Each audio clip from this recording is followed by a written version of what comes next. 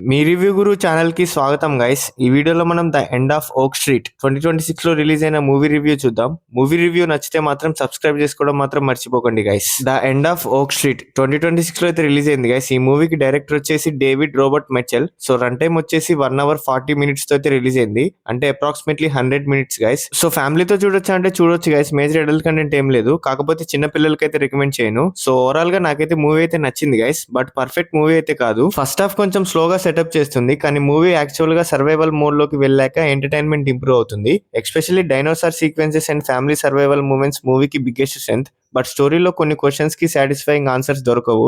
So concept interesting గా ఉంది, కొంచెం ఎగ్జిక్యూషన్ మాత్రం అన్ఈవెన్ గా అనిపించవచ్చు. సో స్టోరీ లైన్ ఏంటంటే, స్టోరీ 1980s బ్యాక్డ్రాప్ లో జరుగుతుంది. ఒక normal suburban neighbourhood suddenly mysterious cosmic event వల్ల అన్నోన్ ప్రీ హిస్టారిక్ వరల్డ్ కి ట్రాన్స్పోర్ట్ అవుతుంది.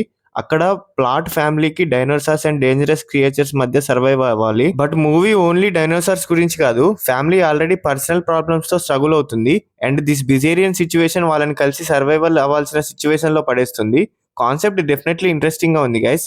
మన entire street suddenly prehistoric world లో పడిపోతే ఏం జరుగుతుంది అనే ఐడియా మూవీకి main attraction. So David Robert Mitchell previously అయితే follows and under the silver lake direct చేశారు. The end of Oak Street first feature film guys, 8 years తర్వాత తీశారు. సో ప్లస్ పాయింట్స్ ఏంటంటే, very interesting basic concept guys. Anne Hathaway and Ewan McGregor performances బాగున్నాయి. Dinosaur creature sequences బాగున్నాయి. 1980s atmosphere and nostalgia feeling ఇచ్చింది. Michael గులిలియో background score చాలా బాగా work out అయింది. Family first time అక్కడ పడ్డప్పుడు సర్వైవల్ సీక్వెన్స్ అయితే చాలా బాగా నచ్చింది గైస్. ఆ సీన్ అయితే నాకు మేజర్ ప్లస్ పాయింట్ అనిపించింది. So family emotional angles some weight అయితే యాడ్ చేసింది. ఐమాక్స్ ప్రెజెంటేషన్ కూడా విజువల్స్ అయితే దానికి చాలా బాగా సూట్ అయ్యాయి గైస్. సో నెగిటివ్ పాయింట్స్ ఏంటంటే, ఫస్ట్ పార్ట్ కొంచెం స్లోగా ఫీల్ అవ్వచ్చు. స్టోరీ కంప్లీట్లీ ఒరిజినల్ ఫీలింగ్ కొన్ని ప్లేసెస్ లో ఉండదు. జురాసిక్ పార్క్, స్పీకిల్బర్గ్ ఎరా అడ్వెంచర్ మూవీస్ ఇన్ఫ్లుయెన్స్ చాలా ఆబ్వియస్ గా ఉంటుంది. సో కొన్ని ప్లాట్ హోల్స్, లాజికల్ క్వశ్చన్స్ అయితే అలానే వదిలేస్తారు గైస్. ఎమోషనల్ డ్రామా అందరికీ ఈక్వాలిటీగా కనెక్ట్ అవ్వకపోవచ్చు. మిస్టరీకి ఎక్స్పెక్ట్ చేయాల్సిన లెవెల్లో అయితే మాత్రం కంప్లీట్ ఆన్సర్స్ అయితే రాకపోవచ్చు. సో మీకు dinosaurs plus survival plus sci-fi plus 80s nostalgia type movies నచ్చితే డెఫినెట్లీ ట్రై చేయొచ్చు. But serious logically already sci-fi mystery expect చేస్తే కొంచెం డిసప్పాయింట్ అవ్వచ్చు. సో ఈ మూవీకి నా రేటింగ్ వచ్చేసి 3 out of 5.